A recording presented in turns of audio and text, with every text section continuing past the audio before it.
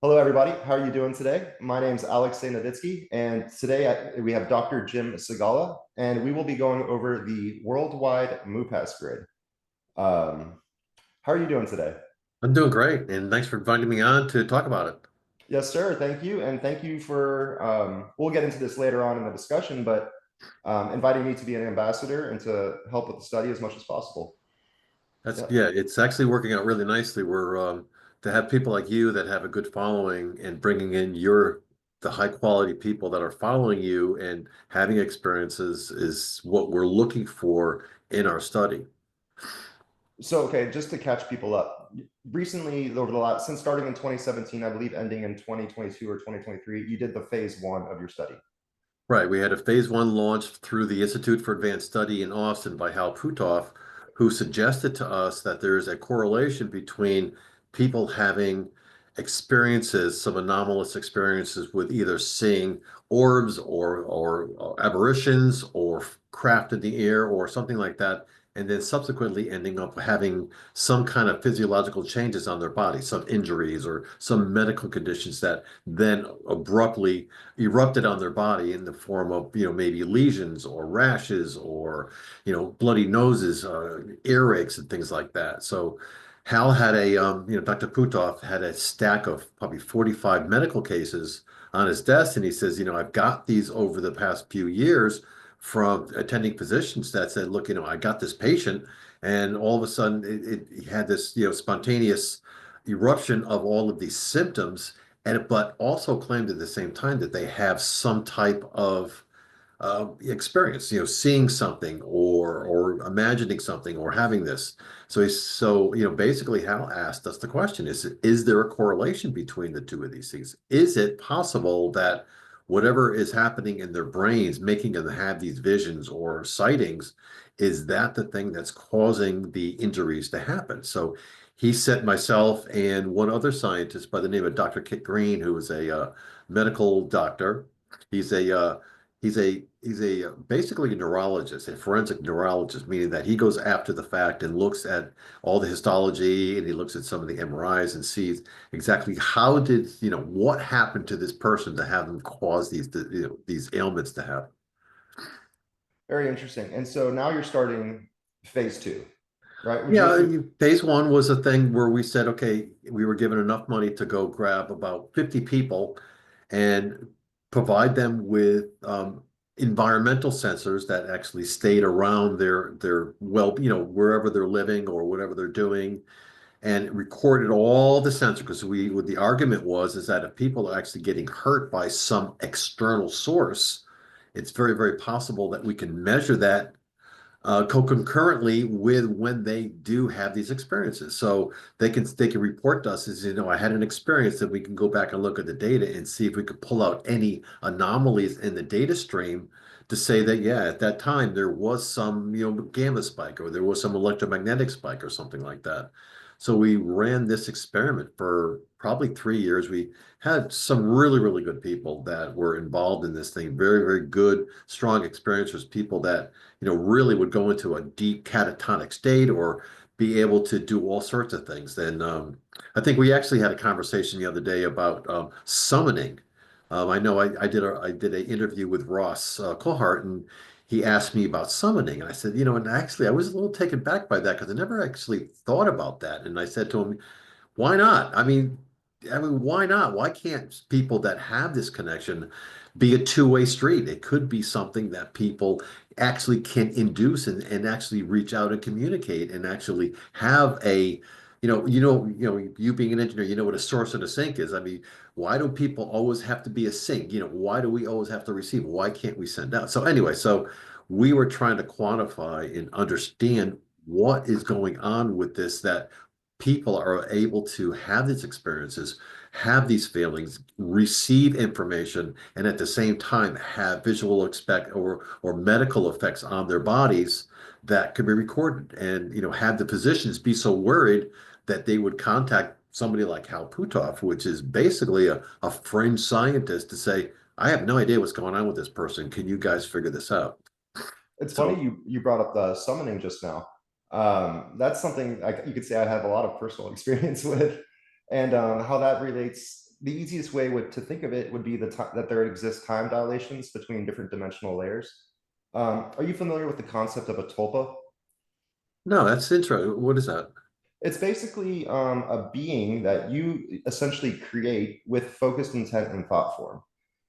So if you consider this toroidal form of infinity and you have outer energies, you've got our dimensional layer, you also have inner energies, and you consider that there's time dilations between the different layers to where the act of waving your arm actually takes an eternity to unfold to those plank-sized beings within that fifth dimensional form.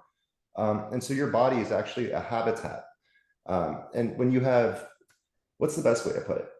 A very focused thought form, a very focused person creates habitats within the densest realms of creation. And so I actually had a very long conversation with Steve Muir on this, where we were talking about how they created the Philip experiment. And you have 5 meditators doing a seance around a table, and they were actually able to create a ghost based off of the thoughts that they were projecting. And so when I think of the summoning of this, I don't think they're necessarily, and I could be wrong, this is just my opinion, right? I don't think they're necessarily summoning beings that exist already. I think they're actually creating the habitats for these beings to evolve within, and then they harmonize to our dimensional layer. And so when you do this act of summoning, the non-human intelligence are basically performing what you have asked them to do. That's fantastic. Yeah.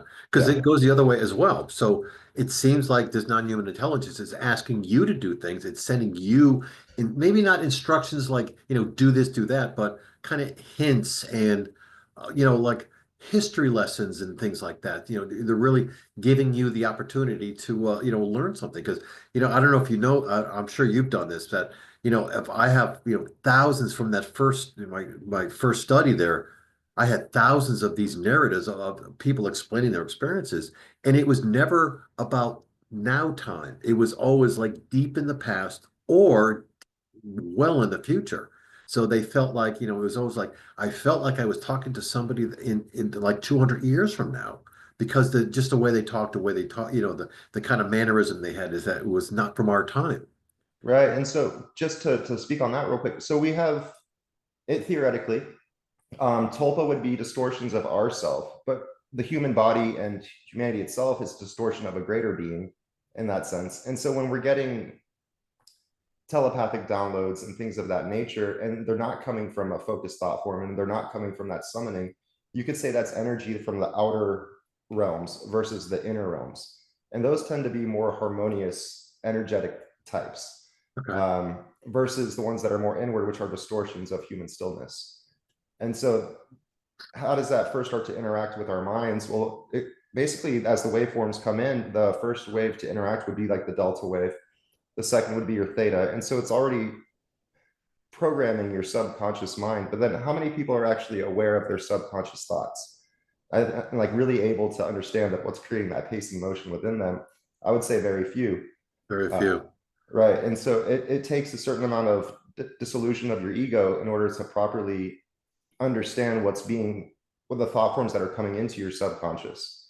And so that's when I think when people are getting those downloads about um, a harmonious thing or some type of physics or some type of action that go over here and this event will happen. I think that's more of the less dense realms, thought forms drifting inwards versus when people like what was the guy's name? Jake Barber, Jake Barber, yeah. doing the summoning experiments. I think that's more him calling into the denser dimensions and bringing that out.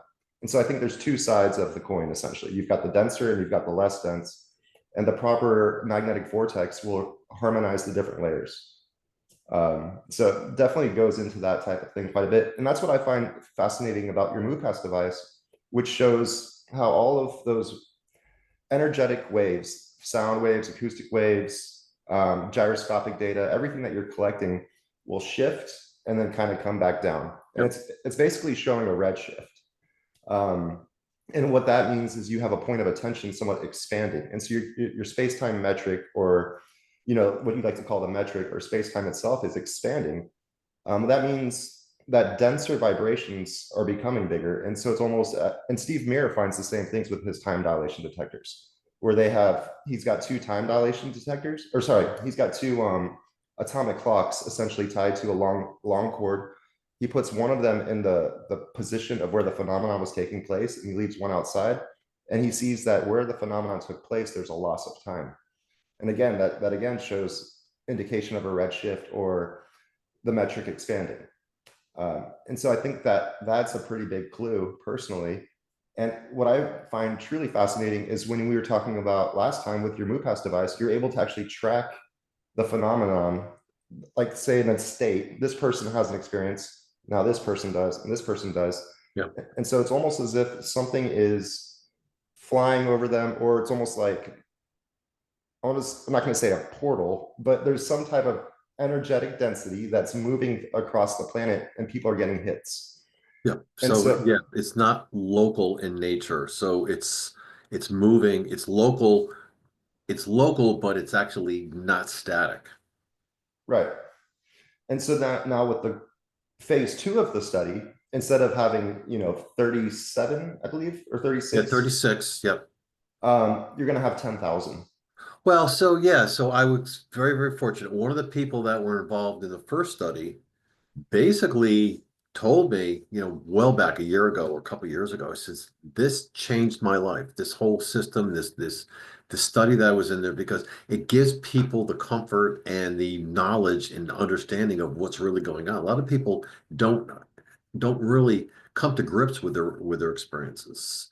And it's very difficult to do that because you don't understand. Is it being manifested in my head? Am I crazy? All those kind of things, thoughts go through your head.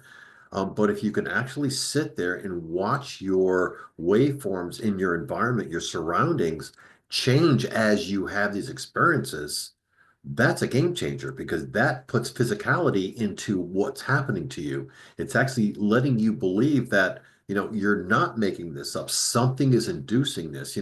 We don't know, still don't really understand what it is. I mean, you've got some pretty good theories there, but what we'd like to do is and what we did in the first study, we said, we understand that now that we have this correlation, now can we understand what the origins of this thing is? Where is it coming from? Why is it here? What's it doing? And if it's communicating, what is it saying? And if we can communicate to it, what are we saying to it? We don't know. So I was very fortunate we had somebody that had an earth, he was just like his whole family. It was actually a family of several people. It was one of the parents and one of the kids was very, very touched by these experiences. They had this equipment with them. They actually came to grips with it and they started living with it now and they were happy with it. So and then when they found out that we were shutting it down like a year ago, the phase one, they were pretty not upset, but they were kind of taken back. He says, "What are you doing? Well, I this is my tool. I love this thing every morning, and I would look at it and see what happened and things like that." So when I did announce when I said to the person or the family, I says, I'm thinking about doing a phase two, but this time, instead of just 36, I need to get good statistical numbers so I can go out and publish this stuff. And so I explained to them, they were not scientists at all or engineers or anything, but I explained to them, pretty much what it means to have irrefutable scientific data to go out and publish in the higher level journals like Nature. And I mean, there's so many really, really good journals out there and they get scrutinized. I really, really scrutinized. So when you do publish to this, you have to have everything perfect. And there's a standard. Basically, when you do that, you have to achieve what they call a 5 sigma statistical model, meaning that you have data that falls within this. Every time you do the experiment, all your data falls within a very, very narrow margin and doesn't stray much from that, and it all falls within there. Otherwise, it's just, random noise all over the place. So if I can produce data that is so narrow and I publish that results, then they can't refute it. They can't say that it's as long as I prove that I did it in a scientific manner, I collected it, it was done, all, with good experimental processes and everything, then they can't refute it. And then I'll be able to publish this, and it'll be a major breakthrough for the scientific community to say, okay, here's an experiment that was conducted over, maybe another 3 years, however long it lasts, but it had a much bigger population than it did before. Because right now, with the phase one study, I really can't publish those results because it's just more still anecdotal, like good information. So what happened is that, this person or this family that was in the first study said, what would you want if you had your best thing to ever happen? What would you want? He says, well, I would like to get this. I would like to have 10,000 people all over the world, not just located in the United States or here or there, all over the world, have some devices, given a portal where they can come in and they can talk about all their narratives, about all their experiences, and at the same time have their information being recorded continuously and sent up through the cloud and sent put in the cloud services where everything is HIPAA protected and there's everything is nice and safe. And then from that, I felt that 10,000 and I gave them the densities and I did all the calculations and stuff and I showed him, how this would all happen. And I said, you need the number of at least 10,000 participants in order to get 5 sigma data, so I can publish the results in really high level scientific journals. That's great. And so that's where you're at now, right? You've been, is that correct? You've received funding So for. so that all started. It took about 6 months. We talked about it a lot and things like that. And because to be honest with you, I wasn't set up to do this kind of work. I mean, this is not something that I have a production and ready thing. But so working with them and stuff like that, it was great because they were very excited about this. They have they're not super, super wealthy, but they have fairly deep pockets. So they were very encouraging. So the agreement that I made with them is I said, 10,000 is a great number, and I'm glad you're signing up to do all 10,000. And basically what they want to do is they said, look, you get it out, you find 10,000 people that are legit, really good people, and they'll pay for the cost of, their contribution is that what I call them the sponsor, the people that are sponsoring me now pay for the cost to get them the device. So that's what they're doing. So there's really, for somebody to say, yeah, I want to be in the study, there's no upfront cost for these people. It's just basically there's a couple steps we have them take, just fill out a survey. Basically that's it. And choose one of the devices. There's two different devices they can choose, either the one that sits on the table and records, and the one that they wear on their like a watch that records.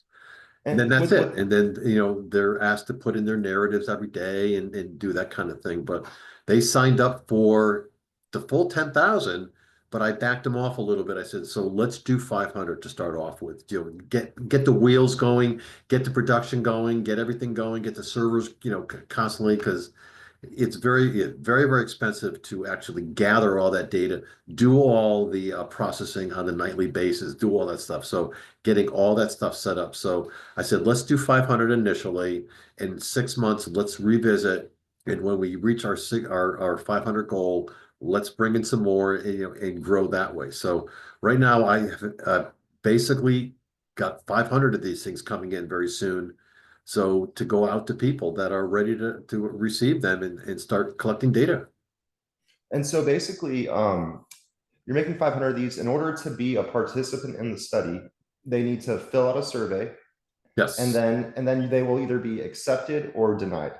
But Well, yeah, I don't want to say denied. I mean, everybody's unique. Everybody's a really good participant. The reason the survey is there is just to kind of so we use a lot of AI because to tell you the truth, we get thousands and thousands of narratives and all this data. So we get terabytes and terabytes flowing into us. We can't possibly analyze this thing by ourselves.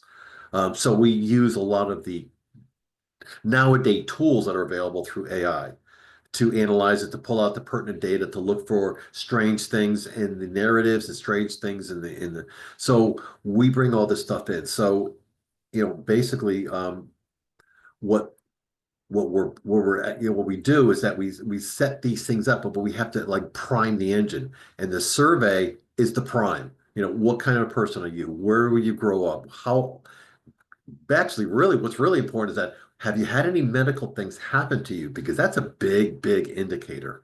And then that kind of primes the AI pump to understand all about you. And then as your data feeds in, it's better to receive it. And so we have these little AI things that actually look at you and look at all your data, look at your narratives, and actually starts you know following you and making just like um, Alexa, right? It's Alexa, the thing from Amazon that Yeah. it starts learning you and predicting you and all that stuff. So it's kind of the same thing, but not like that. These little AI modules are actually learning a little bit about you, so it can tell when things are going to happen. It understands this is, you're ramping up to a certain point. You're looking at, every time I've seen this, you have this happen. So it's the alerts that come out. So, basically MUPAS stands for Modular Unidentified Phenomena Alert System. And that's basically what the AI is doing, is looking at your data constantly and then sending you alerts and saying, we notice a little thing going on here. We notice something going on here. So that's the reason for the survey. So, okay. Now you have, let's just say you get 500 units out. That's successful. Then you get to the point where you're phase two of phase two study, where you get 10,000 units out. Right. And I remember in your previous study, phase one, you were able to track the phenomenon moving through a state. Now, if you have the global grid of MUPAS devices, you'll be able to track the phenomenon around the entire planet, essentially. Basically, yes, that's correct. Yeah. And what the goal is, and that's what I explained to the sponsor, was that the reason that they had the densities in there, that I wanted to get the densities in there, because it's very, very possible, and it's probably pretty likely that this is not, and we just talked about this, this is not a localized phenomena. It actually travels. So if you have a large density or a higher density of these devices spread throughout an area, like a region or a city or something like that, you could probably see propagation of phenomena going from one device to another device to another device. We had during the first study, it wasn't great, but we did find some propagation of this type of phenomena going between 3 or 4 devices. There wasn't super high densities. Happened to have one area that was fairly dense. So that in itself is significant if we can show that there is a propagation from device to device to device in an area propagating over a large area, to show that this phenomenon is actually very real and very physical, because you can't, it has to be it has to have physicality in order to, make waveforms change. And if it's moving from one device or one area to another, that means that there's something moving it. So it's not only a phenomena that affects people, but it's a phenomena that can move and go to different areas. Yeah, and you were talking about the ability to analyze the data with AI. And so the first step is getting the data. The second step is now asking AI programs to sort the data in a certain way, or relate it Right. or correlate it to different concepts and ideas.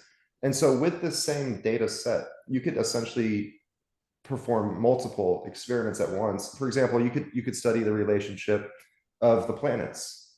Does the alignment of the planets and the moon and the stars have anything to do with the amount of, That's exactly right. Right, yeah. exactly right. Because now I've got all this data. I know exactly where everything is. They're all time stamped. I can say, is it based upon news events? Is it based upon like a general feeling in an area? Is it localized? I mean, we can have heat maps that go across and say, everybody in this region, all 50 or 100 people within this small region, all at the same time, said that they were very apprehensive and they were very nervous and they were, something was bad. So it allows us to make these moving heat maps where you might see some propagations of this stuff throughout the United States. But to do that, that's why I need the number so high. Yeah, and two other things that just came to mind too is there, when the solar has the, was it the CMBs? Yep, Those, and then also the Schumann resonance of the Earth itself. All these things are already being tracked somewhat, and so now you can quite easily, once you have your data set, sure. correlate your data set to those others, and well, and to see if there's any Yep. correlations.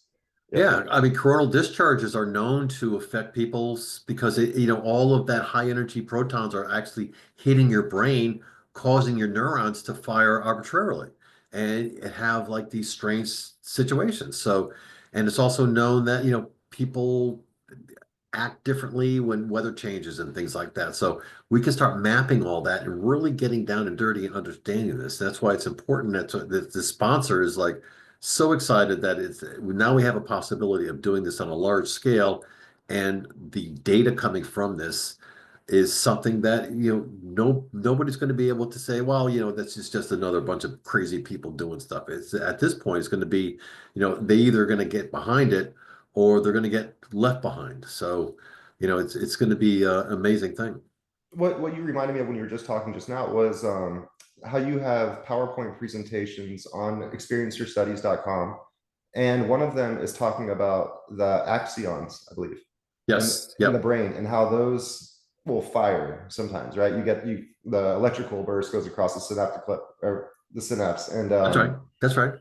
I'm trying to remember. It's been a while since I've studied the human brain, but and so now you can relate that to the CMEs, right? Or is it coronal mass ejection? Is that right? Well, there's a lot of different, it depends on really your perspective, but it's basically a bunch of protons coming from the sun, knocking into you.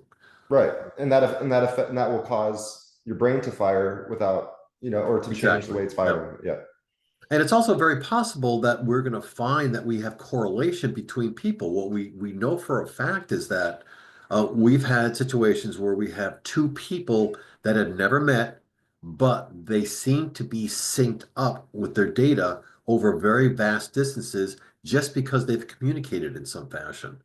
So if you talk about entanglements, I mean, how do people right now, the whole theory of entanglements is that they have to at some point have physically been close to each other, right? In order for their waveforms to kind of get linked. But it looks like that's not the case with these people. They can get linked up from across the planet and still have their waveforms and all of their things start syncing. So if we have large populations, we could that's another experiment we can try and do just on the data is understanding how we get these syncings of people's psyche. And I know you and I'm sure people, I talk to people all the time, say, oh yeah, I was talking to somebody and then they called me up and they says, I had the bad dream and I had the same dream. And, what's the mechanism behind that? How does that happen? And that's something that we really can find out from this type of experiment.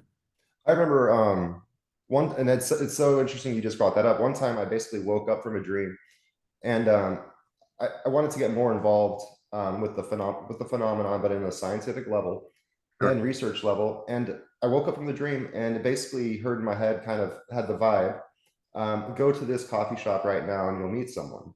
And so then I went there, and sure enough, this guy has his truck, and it's covered with sirens and all kinds of fun gadgets. And on the side, it says Advanced Radiations Weapons Defense Systems. And the very first thing we do when he walks over to me, he has his little earpiece in, and I just said to him, "We're going to see the lights in the sky tonight, aren't we?" And he just like touches his earpiece. He's like, "Yeah, he knows." Huh. So there's I think that people are already kind of playing with these ideas and these concepts, and that's where I don't know that much, but I have an idea. Yeah. Yeah. So, Well, but so another thing the survey kind of pulls out, and it's only a very short survey, but we have actually a longer one. We have one that's 150 questions, but we don't ask for anybody to do that. It's optional if you want to continue. Um, but we're trying to understand where you come from. Is there some genetic thing in your makeup that gives you the ability to be a better experiencer than the person next to you? I mean, so what makes you better at this. So in my interpretation of the way that nature works is that if nature has the ability or has found a tool to make the species more resilient, it'll evolve it into our physiology. So entanglement, all the kind of things that people like, say, well, it's impossible. We can't have entanglement in our bodies, but we do. It's in our eyes. We see so well because of entanglement. Birds fly so well because of entanglement. There's a lot of things that nature has evolved into us. So why not give us the ability to connect with other people far distances? So why not? Oh, I would see that almost as what I like to call the fifth dimensional sense, because you're talking about being able to, and but what I mean by that is understand the potentialities of your existence. It's almost like, what's the best way to put it? Understanding the paths of free will and choice of the collective human, and the potentialities that you can achieve. And I know this might sound a little out there, but let me see if I can find some better words for it real quick. Um, It's understanding the potentialities of your life would be a sense that we all have. And that's the sense of synchronicity, is the way I've come to see it. Because what people are always like, oh, it's what is synchronicity? Oh, it's this synchronicity. It's like, actually, you're following a path of least resistance, starting from a higher dimension, flowing into our dimensional layer, going into the future. And everything needs to synchronize as one fluid structure of a greater now moment. And so it's, yeah, I could go on about that, but I might even just cut that whole thing out. Well, let me, if you don't mind, if I could share my screen and kind of show you some of the data from my device that basically is very similar to most other people's devices that, let's see if I can get this thing to share. So basically, this is the portal that people use to see their data. Most of the people that sign up are asked to be a little bit delayed. One of the things that we don't want to do is have people react to their data. So we delay it a little bit so they can see their data, but it's a little delayed. Um, Mine is not. I have it real time. So this is basically a view of my data. For instance, this is the dosimeter basically is reading the amount of radiation that's present at my device. This is the electromagnetic spectrum. So this is basically looking at over time how my electromagnetic spectrum is changing. So this is today, because this is all real time stuff. This is like from 6 o'clock, and I can go through and look at all of the different waveforms, and then what the computer's doing or the AI engine's doing is looking at this and noticing that, oh, wait a minute, there's some big spike at 1.47 gigahertz. Is that a significant thing? Does that ever happen when some other things have been happening? So that's the kind of thing that what we're doing here is, and then looking at the dosimeter. Um, is there big spikes in the dosimeter at the same time people are saying that, they've had these experiences, things are going on in their lives that, they've seen crafts or they've seen some things. And then we can look at, maybe the gyroscopic, which is kind of gets into what you were talking about, the actual surrounding, like that's a weird one. So there's like this little blip in here. So every time something energetic enters your space-time, you get a perturbation or you get a change in your waveforms and like gyroscopic, your metric might twist a tiny bit, and that's what the gyroscopic sensor reads. We have other sensors, like we have the magnetic sensor. If we want to look at the magnetic sensor, to see what that looks like. And there's always some really strange things. Right now, there's not really much going on, but most of the time when people have claimed to have or say that they have some kind of a experience or something's going on, we get these very large spikes. And I can actually show you a couple of them that we've gotten before. So this is what the AI engines are constantly looking for, and it just reads it all day long. It just constantly goes and goes and goes. Or we can go to a real-time site and kind which of look one's at. which one's that? It has a camera next to it. Yeah, so I have actually a camera on mine. So this is feeding a live view. This actually is looking up at the sky. This is the infrared, this is actually a real-time view. So the MUPAS device that is now available has a port on the back of it. You can plug in cameras, spectrum devices. You can plug in all sorts of stuff in the back of it. I'm still Um, looking into the headset that measures the brain waves. So I haven't And forgotten. that would go right in the back of the thing. Or you can look at your real-time spectrum and you can, see if there's anything crazy going on. So this is the Uh, view, this is the real-time view. So, and then basically this is zero data. And then it just basically looking at, what's going on in your environment. And you can see it, but the AI engine's constantly looking at this and sending out alerts. I don't have any alerts on mine, but people are getting alerts all the time. do you have access to my device right here? Not from here, no. I don't. Okay, because I remember there was one page where we could flip through each other's devices. I wasn't sure if you had that open. I don't have that open, no. Okay. So I can show you some if you want. So some of the older, actually, let me see if I can switch over to my camera. So like I said, it's looking over in time actually not what's going on. It's just sitting there. There's really nothing's much changing. That's kind of a, and then I can overlay if it detects any anomalies or things like that. I guess nothing's, not a whole lot changing there. It's dark and it's at night and there's nothing outside. So. But this is the kind of thing that the equipment is designed to do. It just sits there, and records, and then you put in your incident reports, and you talk about, oh, like I've had this dream. I was walking outside and I felt lightheaded.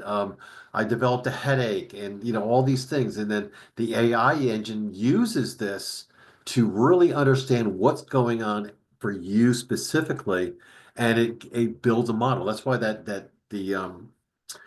the survey is so important because it actually feeds this thing. It kind of primes the pump and gets everything pretty much, gets everything pretty much ready to go to accept your data. And then it kind of personalizes it for you. So when it comes down to it, it sees some anomalies. It'll actually say to you, basically it's asking you questions. What happened during this time frame? What did you feel? It kind of tries to pull information that can be further used to give you some understanding of what's going on. That's very cool. And so with the original study, those devices were handed out as well. Is that correct? Yeah, that was all paid for by actually that was paid for by Hal Puthoff's sponsor. He was Okay. another person that was a great experiencer, saw a lot of craft. European guy who well, he was actually really rich, but he was just the nicest guy you could imagine, and he loved this stuff. So when we went to him and said, we want to do a study and take 50 people and answer these questions, he was like completely for it. So he That's provided great. all the money that we needed for that. So now the new sponsor, of course, this is a little bit different because we're talking about 10,000 devices, but that's I mean this family is amazing that they stepped up and they said I had basically they said, Jim, I've had such a change in my life because of the study that we were involved in, that we want to see everybody have this. So they said we'll pay for these devices for these people, let them get it, and let it find out the real data so you can go back out to the scientific community and say, here, this is what we found. This is no longer a joke. That's what I wanted to do real quick. But so I was very before that. For the last year or so, we've been selling them directly. So you could buy a device if you wanted to. That's right, right. But now we've officially launched phase two study where, if you don't mind, I'd like to share a link as Yeah, well. go ahead. Yeah. All right. So I'll be putting this in the comment section. And basically, this is how you get your device, or how you can get a device, is through this link that will be in the comments, but also be on luciuslabs.com, MUPAS devices. You'll see it if you go there. But basically, this shows you have to pay to do the survey, right? The Well, no, $30. so let me just clarify that. So it's the reason we're doing that is because we're going to get thousands of people signing up, and we want to kind of make sure that we get the good. So we collect 30, but we give it right back. As soon as they fit, if they go through the steps, then we give it right back. We don't, we're not looking to make $30 off of this thing. We're more interested in getting the right people because we're sending out a very expensive piece of equipment to them. We want to make sure that it's not just somebody that comes in and says, "Yeah, screw it, I'm just going to go click," and so then we give it right back to you. That was basically the point that I was trying to make, is for the last year or so, they cost about $400, a little over four Yeah, hundred they're dollars. expensive. Yep. And so now you have a chance to get it essentially for free. You do have to pay $30, but then you get that back. Yeah, Um, you get that back. and so basically, if people come to this site here and then add to cart, that means you'll end up taking the survey. And from what I understand, most people, 99.9999% people will probably be accepted for the study. It really comes down to, if, like, say you hop on there and you do the survey and you say, no, I'm not, this is all nonsense. You know, you're probably not a good applicant. But those type of people wouldn't be spending $30 And originally they're not going to take the survey. they're So not going to what take the survey to begin yeah, with. we're Exactly. trying to avoid is like people just, you know, people just coming in clicking and saying, go, go, go. I want to do it. Just send me something. And then, that kind of, we really want the scientific data. And then, on top of that, we want to make sure that like people like other associations don't come in and overtake the thing and start costing us. So we would just want a legit bona fide people that are really experiencers. And then we can tell from the survey how good of experiencer you are and what to what level you are. So it's And then we they get access to the data, and you have it delayed for by about a week. Is that correct? it's a week. Yeah, we decided a week was good, but we can spin that down. I was thinking maybe making it for like 5 days or something like that. Um, People, if they say, well, I don't want to have it delayed, we have an option that you can not have it delayed. You can have it right away. If we do have it right away, we use the data a little bit differently when we do our models, Yeah, because it might be influenced. What we're worried about is people seeing waveforms and all of a sudden reacting from it, causing them to have reactions that shouldn't have happened. So that's the reason we delayed. It's not to do anything more than that. But if you I see do it as delay, a placebo effect. I mean, with they even do exactly that right. when they people test new drugs and things like that. They'll give people sugar pills and they give other people the Exactly. so you have your This is control experiment. So you part, right. don't, yeah, Part of the double blind experiment is to say, like, we're going to delay the data that you could see a little bit if you want. I mean, it's your choice. You could do what you want, but there's, you know, to have the really good data, what we really want to do is have it delayed a few days so it's not being influenced. Then we can put it right into the model. Otherwise, we kind of put it in with a little bit of a bias to it. Well, what I think is funny is because you hear a lot of people in the UAP or UFO topic saying there's no evidence, there's no data. Well, if you come to experiencerstudies.com/education, here is data for people, right? Yeah, And this is it's from the that. Yeah, right. preliminary study. And now with this secondary phase 2 study, this information is only going to become more and more prominent and like easier for people to understand. Um, yeah, I don't know. Is there one you think I should click on? I kind of want to look at the Havana syndrome one real quick. Yeah. So it's what the one over there. Yep, you can do that.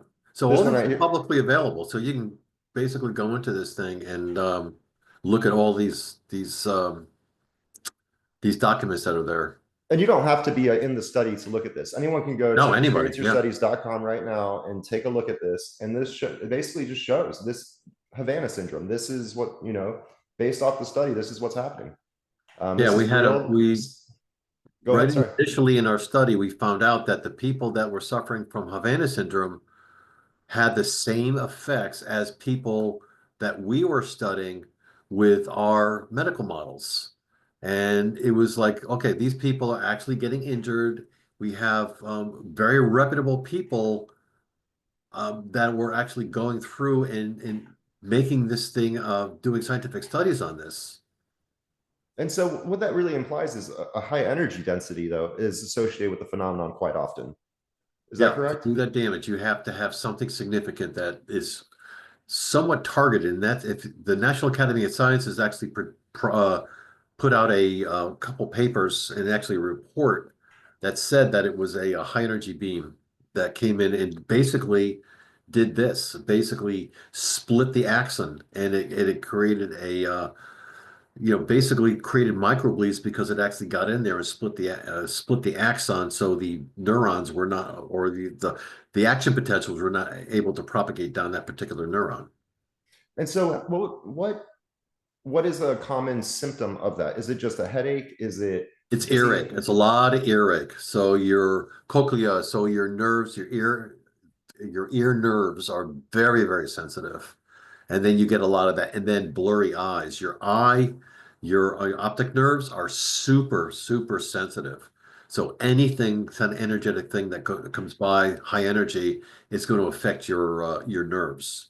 So people say, all of a sudden I started getting really, really blurry eyed. I had like almost like tinnitus. It was such crazy ringing in my ears. They would get like lesions, rashes. They would have their urine would change, to darker colors, meaning that, their leukocytes are in there cleaning things up and trying to pull out all this stuff. So there's a lot of crazy stuff happening when high energy things enter your atmosphere. That's very interesting. And so is there any other study you think I should just kind of briefly Well, show the first people? study, so the phase one study, you can see if you pull up, if you go back to education, the next tab over on the left. Let me see. I So the think next on the left tab. this one. So the one that says, yeah, go to education. And then phase one study at the very bottom of phase one study, you can see some examples of, so we cut, so a little up, a little higher up the other way. Yep. The other up. Upper right hand corner, phase one study, right there. Yep. So we had some, of the 3 years that we ran the phase one study, we collected, terabytes and terabytes of data. Of all of those incidents where people reported, we had thousands of those. There was like I think there was 600 instances where we had a tight correlation between what they were doing and what they were saying was happening. Can you go back to that just for a second? Could you go back? And then I wanted to just point out. So we reached about well, actually, it was 4.3 sigma. Towards the end, we got 4.8, but now we want to go to 5 sigma, which is a whole new ball game. So that, we want to go from that. So we had 600 documented correlations between people's experiences and things that changed in the environment out of the thousands and thousands of incidents that we collected 600 times.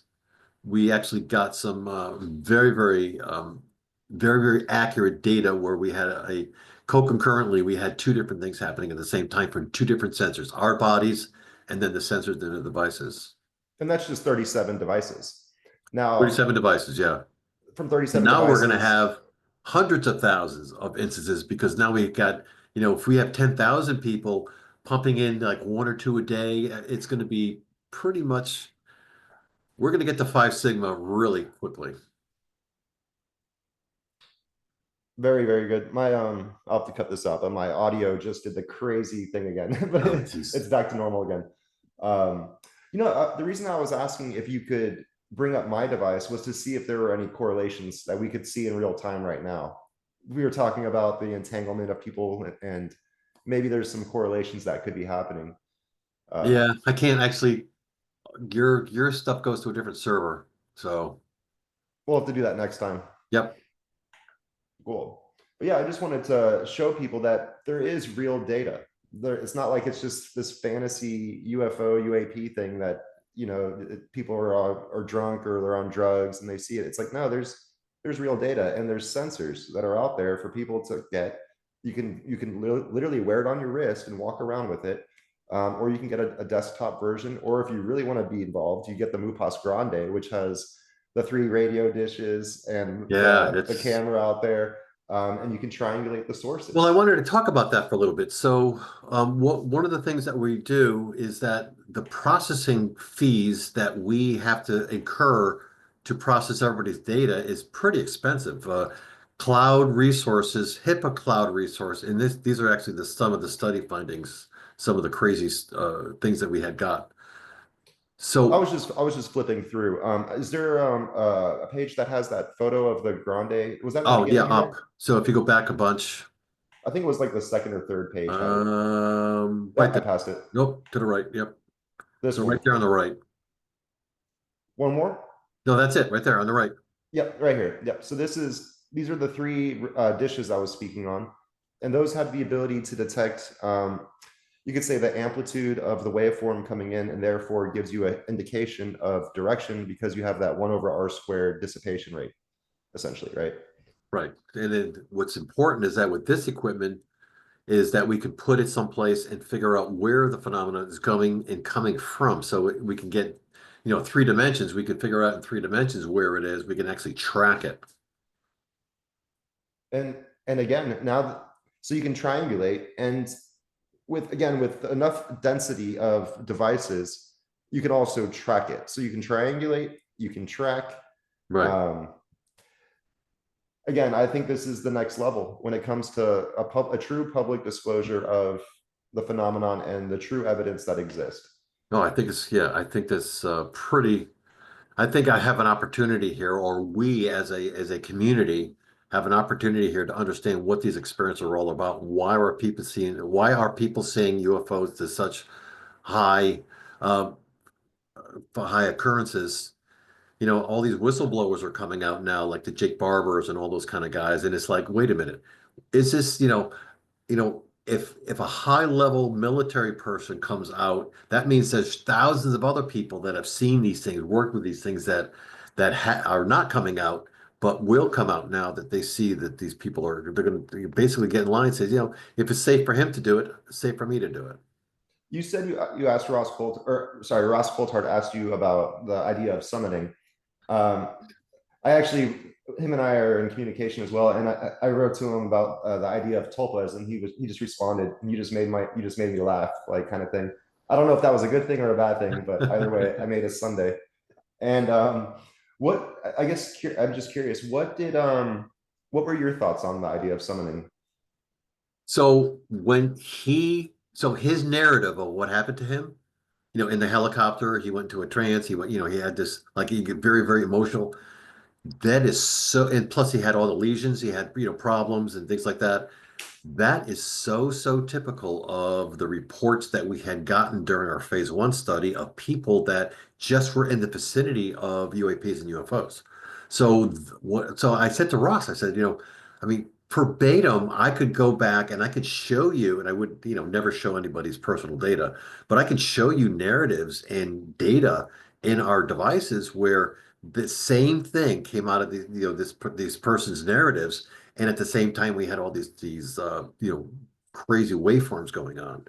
Are you So familiar it with was like Oh, go I ahead, just sorry. listened to him. I said, I so he said, "Do you think this guy's legit?" I said, "He's absolutely legit." He was actually saying something that was really, really true, and he believed. It's very interesting. And are you familiar with Chris Bledsoe at all? Sure, of course. What are your thoughts on that? Because his experiences also seem to be very like loving and caring.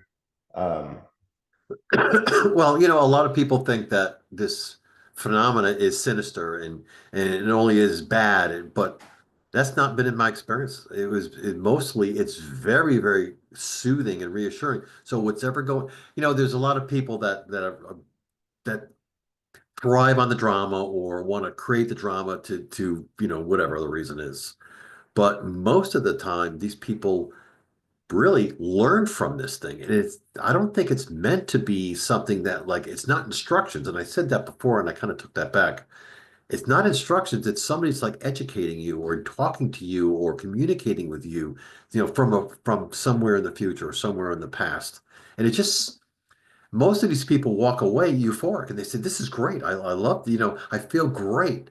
Or I've had a whole new outlook on life. I've learned something." So it's usually very, very positive.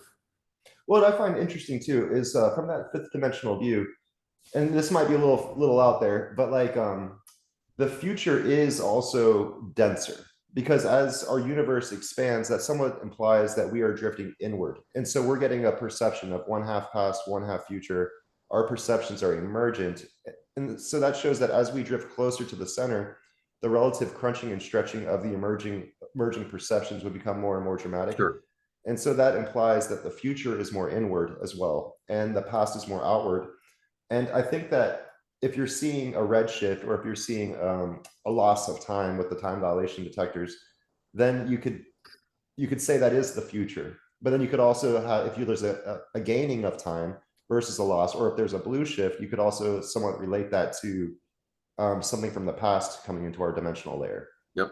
So you have the potentiality to be interacting with the past and the future because I do think there is a greater structure, the greater now moment, and maybe that'll almost be impossible to ever truly prove scientifically, but to me it makes sense. Well, there is, because I don't know. Do you know Richard Feynman? I've heard the name. Richard Feynman was a very famous physicist. He invented basically quantum electrodynamics. He was the guy that came up with this. He had a theory called direct action, where he theorized that we receive our forces from half retarded, half advanced. So back in time, half, forward in time, half. And he Mhm. put forward a complete theory that answered a lot of the crazy questions that the quantum people were asking. Why does our particles do this? Why do electrons stay inside the and stay within the nucleus? Why does so he came up with this theory and he said, for this to happen, it's possible that half the information is coming from someplace in the past half the information is coming from someplace in the future. Do you mind if I share a photo from one of my books here? Absolutely, yeah. Okay, I kind of have to. Because the way I've come to see it is it's an overlapping of one half past, one half future. And because that's what's creating our now moment. And if you fractalize to be as infinitely close to existing within a now moment, it's always still an overlapping of one half past and one half future. And so perceptions, they say like matter emerges. Well, that's just your relative inertial reference frame interacting with the relative energies. And you're perceiving, you are a point of attention perceiving space-time. And Sure. what I really wanted to show though is basically this drawing.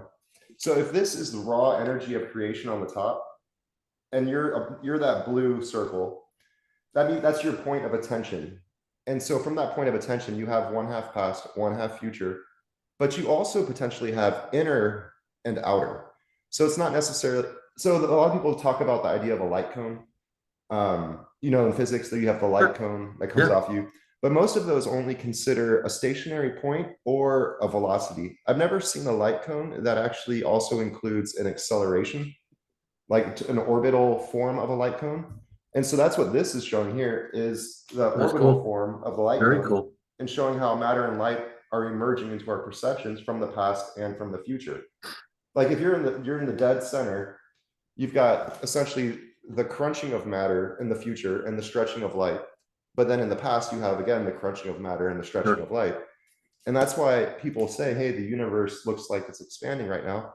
Well, in my opinion, that's because we're drifting inwards around a greater structure. And so it reminds me a lot of when people used to say the earth is flat and the sun goes around the earth.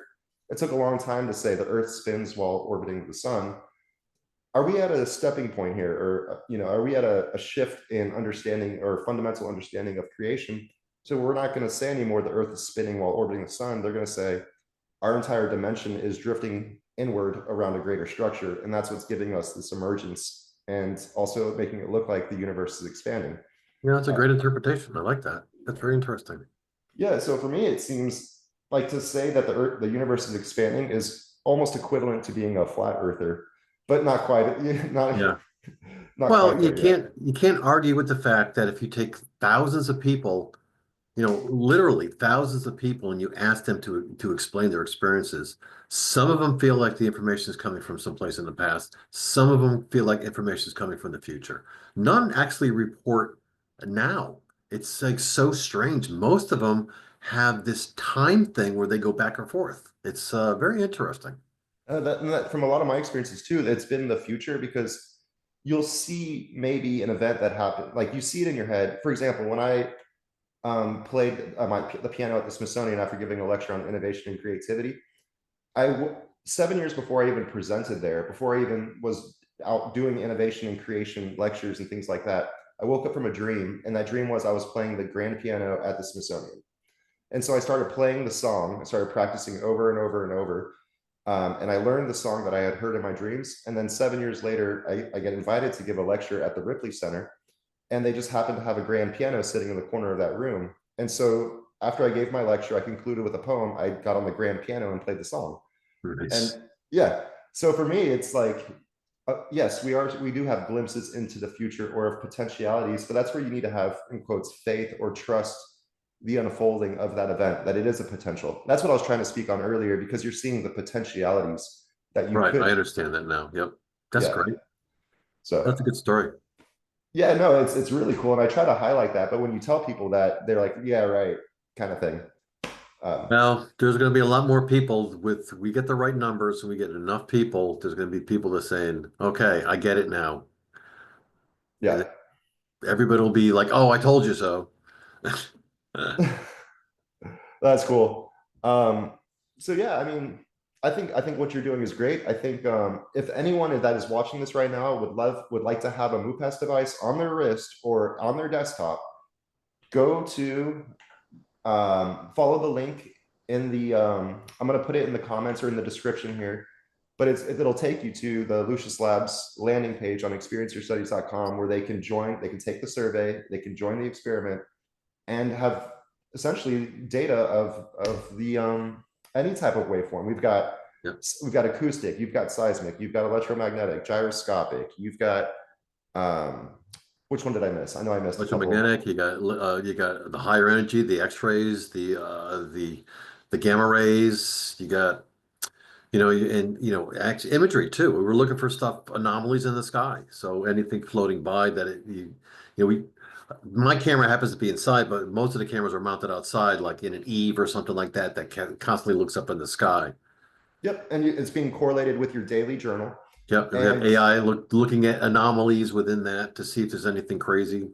and ultimately the device stands for modular unidentified phenomenon alert system. And so the AI learns you. It learns how these waveforms interact with you personally, Right. and eventually we'll be able to send out an alert. These symptoms, in quotes, these energetic background, the background radiations have been building to the point where you're most likely going to have an experience within 5 minutes. You're going to have one in the next 20 minutes or 3 days from now, just based off of the data from the past that you've collected. And then people can also track the phenomenon around the planet. Maybe there's some type of correlation to the alignment of planets or to the moon and the sun. Maybe there's some type of correlation to the Schumann resonance. Maybe, but this is the real first step in order to truly show people that there are these, I don't want to call it a portal to another dimension, but there you could say there's energetic densities that float around, move around, and affect people. I think that might Yeah, be, I agree, 100%. yep. Is there anything else you wanted to cover, or? No, I just say that's, it's a rare opportunity where somebody, like somebody comes along and says, look, and I want to fund this study and I'm going to give you as much money as you need to do that. And I think if I'm taking advantage of it and I offer it to, anybody like, any of your people that want to get involved in this thing, and hopefully they'll, be interactive, putting in their narratives every day, interacting with the system, all that stuff. So we get that really good correlation between your sensor, you as a person sensor, and your environment. And that's the really good stuff. And that's where I feel like I need to be doing a better job with my online journal. But I understand how some people can be like really, really into it and just uploading all the time. Oh my God, we got people that uh, megabytes, and like War and Peace every day, and it's amazing. Yep. Um, But that's where you give the incentive as well, because you are collecting a lot of data, you are analyzing a lot of data, you're hosting these servers. That does cost money. it does. The sponsor has been nice enough to fund the devices, Cost of the device, right? but not necessarily the server. So the server is expensive. So to get the HIPAA servers up on the cloud, the databases, to get all of that data collected and analyzed in AI, it's pretty expensive. It costs for 200 participants, it's around 20, right now it's around $2,200 or $2,300 a month. So that has to come from something. So we just ask people to contribute a little bit every month, but we want to give a lot of that back. So what we do is we say, because I really want people to, put their narratives in. So we say, you pay 20 bucks a month, or you donate 20 bucks a month. We'll use that to pay for your processing. But if you come on and make narratives and do lots of interactions and stuff like that, we'll give that, we'll pretty much get that back to you, based on how much you actually interact with the system. We want the people to interact. That's the cool stuff. That's the good stuff. That's exactly what I was getting at, is that you have that incentive. So the more you publish, the more Right. you interact with this, it's not going to be $20 a month. It might be 10, it might be five. I Yeah, mean, it's going to start getting lower, lower, lower, and all of a sudden, it's like, it still costs money to actually to get the process. So, it's all part of it's all part of the experiment, basically. but the sponsor themselves, they've gotten rid of that upfront Oh $450 yeah, charge. yeah, Gone, completely gone. completely And like I gone. said, that $30 is just to get rid of I want to call them tire kickers. Is that a good word? Tire kickers. People that come in and say, yeah, I'll just do that. I'll just get one of those devices and I don't know what I'm going to do with it. I want Right. really earnest, good experiencers that have seen things and they're like in tune and all that stuff. So that's what I'm looking for. That's awesome. Um, yeah. So is there anything else, or would you like to close out for now, or? I think that it's like if you have questions, you can go to your website and ask questions or post them on we have a little thing that, a question thing on our website. So just ask questions. I've been fielding a lot of emails and information. We get hundreds and hundreds of emails per day.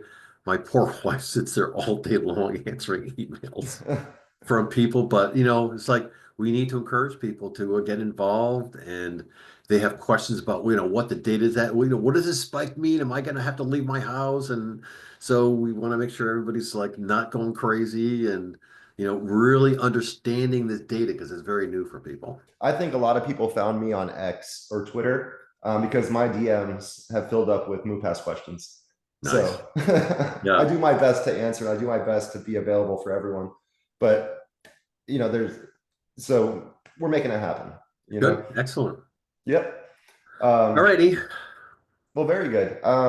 So thank you everybody for joining. And I hope you have a great night. I'm gonna go ahead and end the recording.